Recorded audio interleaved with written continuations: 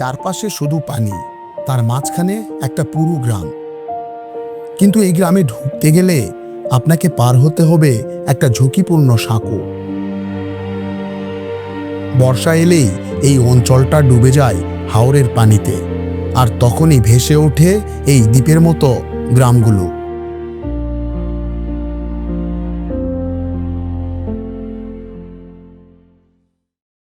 এই সাঁকোটা, এটাই গ্রামের একমাত্র পথ। শুনেছিলাম এখানে নাকি টোল দিতে হয়। সুন্দর একটা ব্রিজ দিয়ে আমরা পার হয়ে আসলাম, আর এটা খুব রিস্কি আসলে। এখানে নাকি আবার টোল নাই। ও দেখি কয় টাকা নাই, আর মানে কি তো কি জন্য নাই সেটা আমরা শুনবো। সাঁকো পার হলেই মনে হবে অন্য এক জগতে চলে এসেছি। চারপাশে পানি, আর মাঝখানে মানুষের জীবন।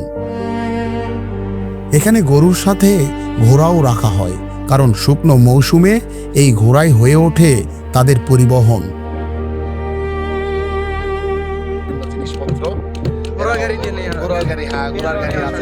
পানি থাকে না তখন আর কি, ছোট ঘোড়া হলো তার অনেক। একটা পুরনো নৌকা, শিশুর খেলনা, এই ছোট ছোট মুহূর্তগুলোই হাওরের আসল গল্প। বর্ষা এলেই এই হাওরের জীবন পুরো বদলে যায়। তখন তাদের দিন কাটে গবাদি পশু পালন করে, মাছ ধরে, আর অবসর সময়ে ভাঙা নৌকা মেরামত করে।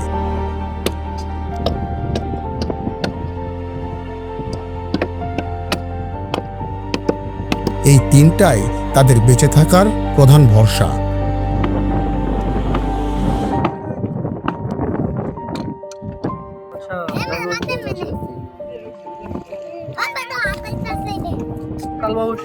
জিনিস কিন্তু ভালো লাগছে টুটুল, তোমার কি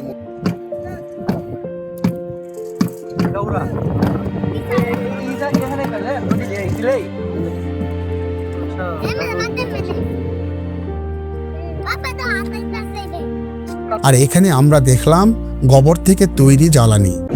এটা আসলে খাওয়ার পিঠা না, এটা হচ্ছে আসলে চুলায় জাল দেওয়া হয়। এখানকার লোকেরা আসলে খড়ি বা অন্য কিছু খুব একটা কম পায়, তো এই জন্য তারা প্রাকৃতিক যে মনে করেন যে গরুর গোবর থেকে যে একটা ইয়ে আসে, ওদের মল আসে, সেটা মল ইয়ে করে দেখতে কিন্তু সুন্দর লাগছে। আসলে এটা সুন্দর।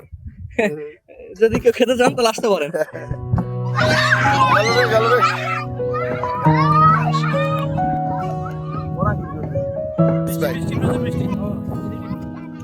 এখন আমাদের আশ্রয় হবে এই জায়গা, বৃষ্টি আসছে বেশি। হঠাৎ করে বৃষ্টি নামলো, আমরা দৌড়ে আশ্রয় নিলাম একটা গোয়াল ঘরে।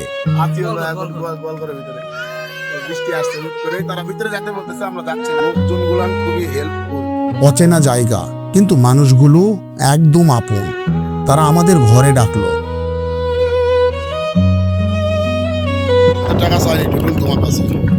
ফিরে আসার সময় একটা জিনিস মনে হলো, টোলের কথা শুনেছিলাম, কিন্তু কেউই আমাদের কাছে কিছু চায়নি।